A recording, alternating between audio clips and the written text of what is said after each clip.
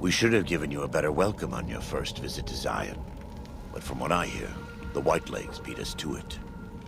Whitelegs seem to be the only visitors we have these days. And I wouldn't have expected anyone from the Mojave to come looking for us. And you're a courier, no less. Not the one I was expecting, but I suppose he wouldn't have come with a caravan. I don't know if you were close to the other members of your group, but you have my sympathy. I pray for the safety of all good people who come to Zion, even Gentiles. But we can't expect God to do all the work.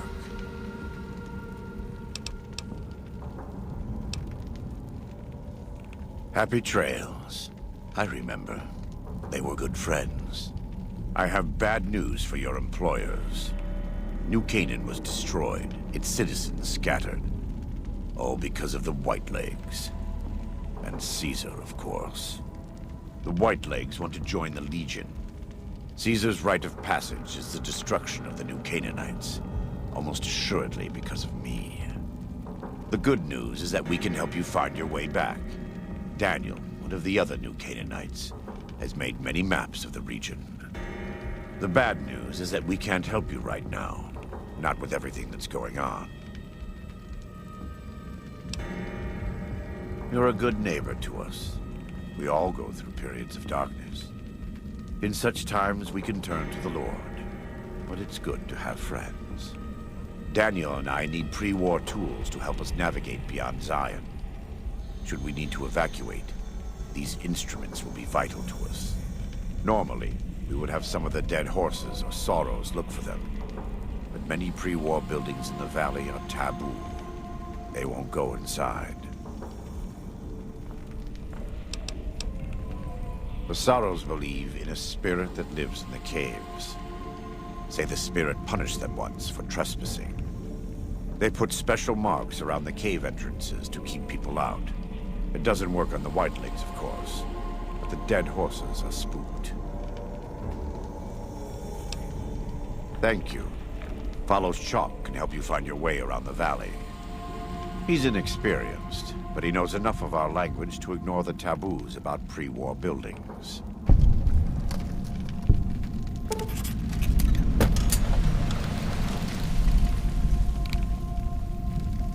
Welcome back. What can I do for you? Caesar would never admit this openly, but he knows that I'm alive. I've killed enough of his Frumentari and assassins that have come looking.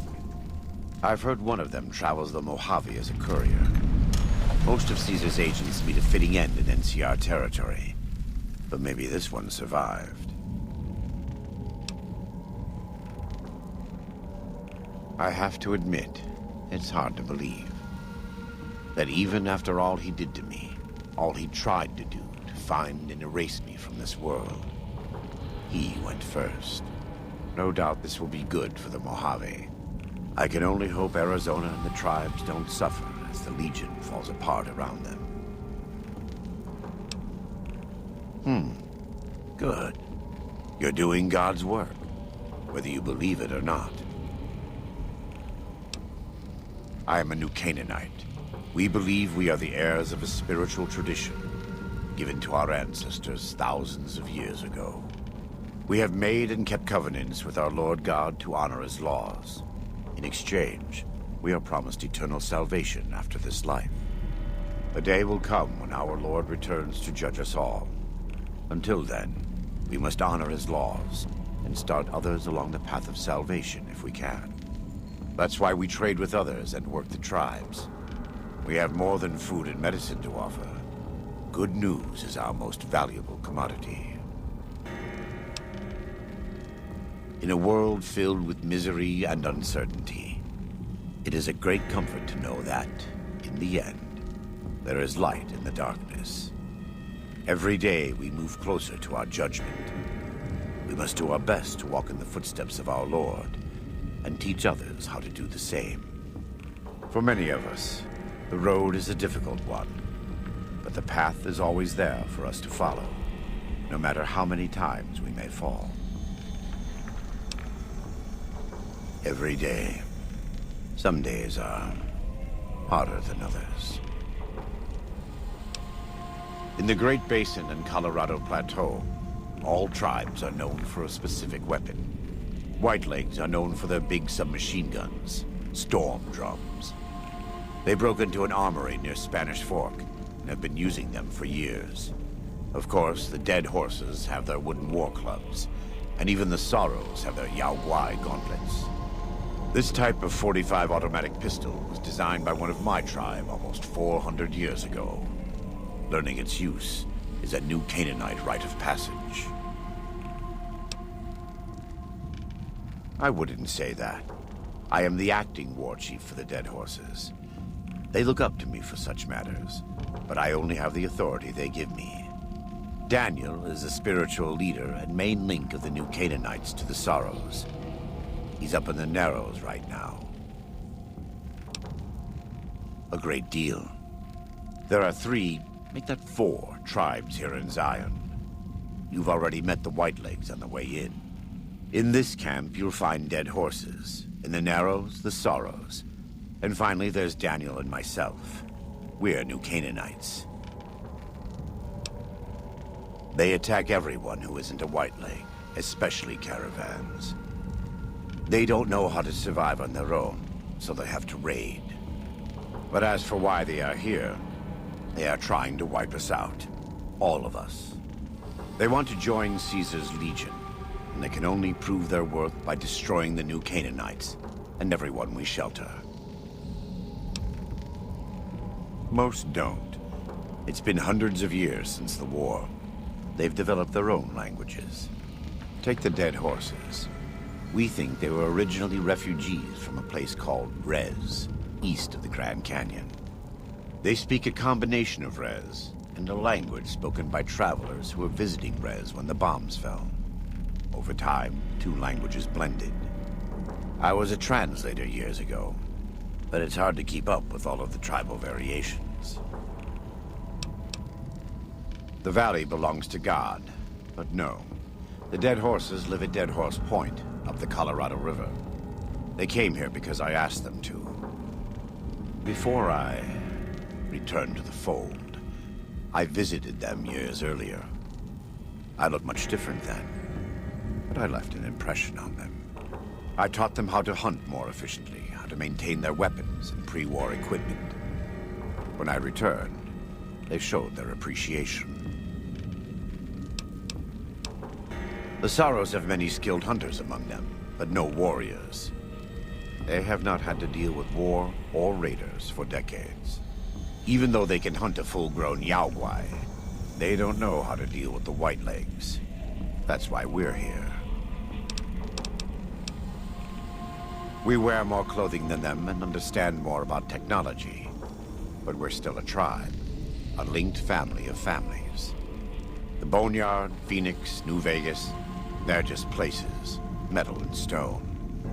New Canaan dies, but the tribe lives on. When the walls come tumbling down, when you lose everything you have, you always have family. And your family always has tribe. Of course. Right now, I'd like you to focus on helping Daniel. Maybe there will be time later. We do. Though the Whitelegs destroyed New Canaan, they didn't destroy all of our supply caches. All forms of currency are recognized here. Caps, NCR dollars, even Legion coin. Take a look.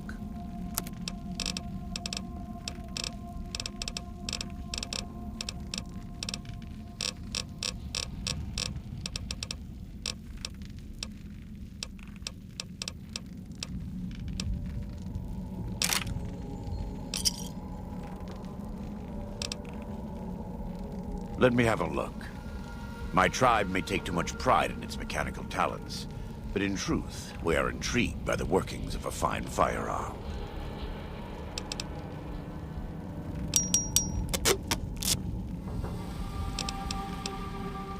God be with you.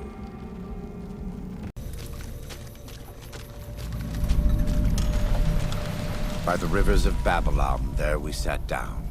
Yea, we wept, when we remembered Zion. Remember, O Lord, the children of Edom in the day of Jerusalem, who said, raise it even to the foundation. O daughter of Babylon, who ought to be destroyed, happy shall he be that rewardeth thee as thou hast served us. Happy shall he be that taketh and dasheth thy little ones against the stones. Do you know what it means? Given those two choices, yes. In the best of all possible worlds, they would just leave us in peace. But they won't. I don't enjoy killing, but when done righteously, it's just a chore, like any other. Practiced hands make for short work, and the good Lord knows there's much to be done here.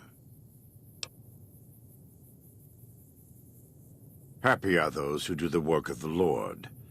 Zion belongs to God and the people of God. It is a natural temple and monument to his glory. When our Lord entered the temple and found it polluted by money changers and beasts, did he ask them to leave? Did he cry? Did he simply walk away? No. He drove them out.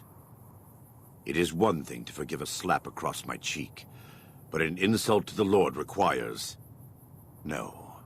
It demands correction. I and the dead horses are prepared to do what must be done to protect Zion from the White Lakes. And though Daniel won't accept it yet, there are many sorrows who are also prepared. They may not be warriors, but this is their home. If you have a chance to speak with Daniel about this, ask him to consider defending Zion instead of abandoning it. He has good intentions, but I fear that if we evacuate the sorrows from this place, it will be lost to them, and us, forever. Welcome back. What can I do for you? He's a butcher. Believe me, I know the godless fire that burns in his heart.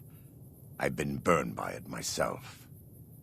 He's not the kind to let his subordinates do all the killing. No, he likes to have a hand in it, with that spear of his. He's fashioned himself an abomination before the eyes of the Lord. I'm happy to serve as an instrument of divine justice. It's not something I enjoy, but I pray to God that someone may learn from my mistakes. What would you like to know? I was born in Ogden, what people came to call New Canaan. Things were more peaceful when I was growing up. When I was a young man, I went out into the world to do missionary work, as all New Canaanites do. I traveled along the Long 15 and followed 89 south into Arizona. Along the way, I met two men from a group called the Followers of the Apocalypse. Edward Sallow and Bill Calhoun. They came to teach the tribes. Calhoun was a good man. Edward was the one who got us into trouble down the road. No, not then. Back then he was just Edward. Smart man. Young, but we all were. We thought we could hike into the Grand Canyon and talk to Blackfoots. We did. And the Blackfoots were friendly enough at first. But eventually... I've thought back to that day so many times. I must have mistranslated. Something must have been mixed up, because the Blackfoots decided we weren't going to leave. The rest is history, assuming Edward hasn't changed it. This way lies the path to hell. Caesar needed me to translate. Translation became giving orders. Giving orders became leading in battle. Leading in battle became training, punishing, terrorizing.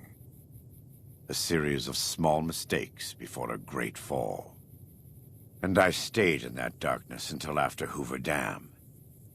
After I failed Caesar and he had me burned alive, thrown into the Grand Canyon.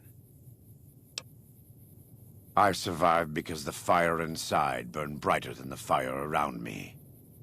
I fell down into that dark chasm, but the flame burned on and on. The next morning, I woke up and crawled out of the northern edge of the Grand Canyon, that cursed place. It took me 3 months to reach New Canaan. It was as though the prodigal son had returned. They welcomed me like I had never left, never done anything to shame them. The fire that had kept me alive was love. Their love. God's love. I will never be able to repay the debt I owe to them. But I must try. It's not something I enjoy. You are kind to offer, but no, there's nothing you can do. We don't use chems, but I learned long ago that I'm immune to their effects. It never stops burning. My skin. Every day I have to unwind the bandages and replace them with fresh ones. Exposing my body to the air is like living through it again. But it's better to be clean than comfortable. I try not to involve myself with matters of the Mojave anymore. All I know is from before the Battle of Hoover Dam. Better than Caesar, but that's not a high standard. Too much love of money and ownership. Not enough love of God and giving. Any society that derives its power and authority from the will of man alone lives apart from God and will crumble in the end.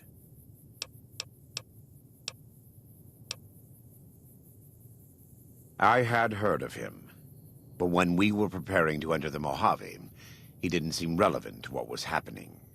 From what I've learned since Hoover Dam, he handled the Mojave tribes in a fashion not entirely dissimilar from Caesar.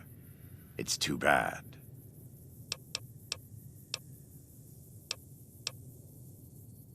Love the sinner, hate the sin. With Caesar, it's often very difficult to see through all of that sin to the person inside. I can say that we were both lucky that NCR's supply lines and land routes north of Mojave Outpost were destroyed before the Battle of Hoover Dam. Something bad happened near Death Valley, at a place called the Divide. NCR couldn't cut across anymore, and it slowed down the reinforcements. Terrible storms ripped entire companies apart before they even got to Nevada soil. The aftermath of Hoover Dam could have been even worse for Caesar. I don't know for certain, and I don't think NCR knows either. Whatever happened at the Divide was too much for them to handle. Our Frumentari told us what they saw. Only fools and madmen would march into a place like that. All roads wind down to the same spot, the grave. They said all that's left there is a gaping wound cut into the earth, cursed and damned. No place for God-fearing folk.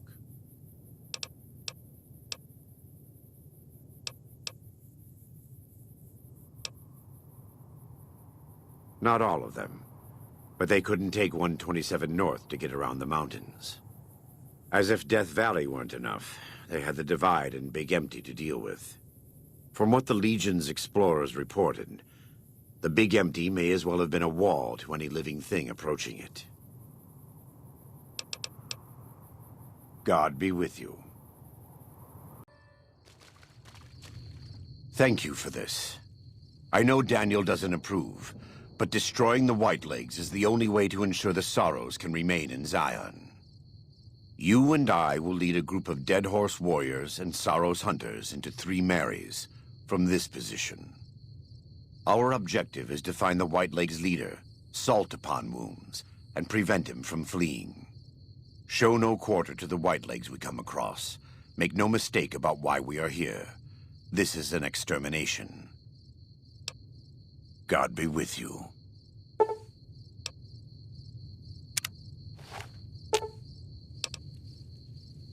What's the point? Fine. If that's your style, I can adapt. Naturally. As you like. I'm at your side. Sorry. That's not going to happen. No thanks. The time for talk is past. The Lord's work must be done. We warned you at Syracuse, and you persisted. You took advantage of us at New Canaan to drive us out. And like the dogs of Caesar you are, you followed us to Zion. And now you stand on holy ground, a temple to God's glory on earth. The only use for an animal in our temple is sacrifice. Kale wachane conserva o. You understand me, don't you? Don't you? Outman. Kunaman mad. He killed all Whitelegs. You talk. You stop!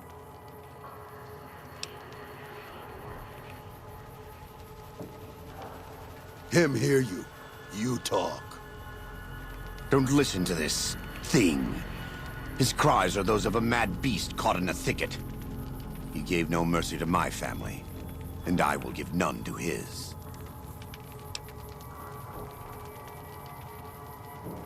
He has a debt to pay for what he's done, and I've come to collect. And so he's chosen to cower in the water like a dumb animal. I want to take from them what they took from me, from my family.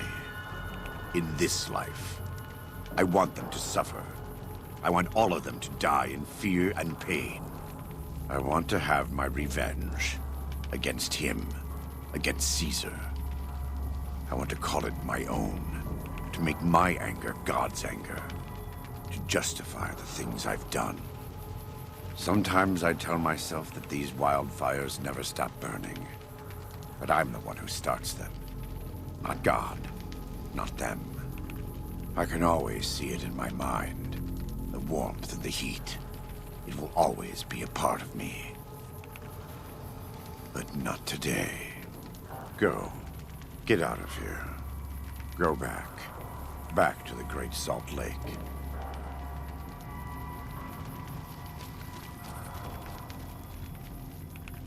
That's it. It's finished. Thank you for staying with me. I couldn't have done this on my own. Let's go find Daniel. Tomorrow we'll be here soon. And there is much to do.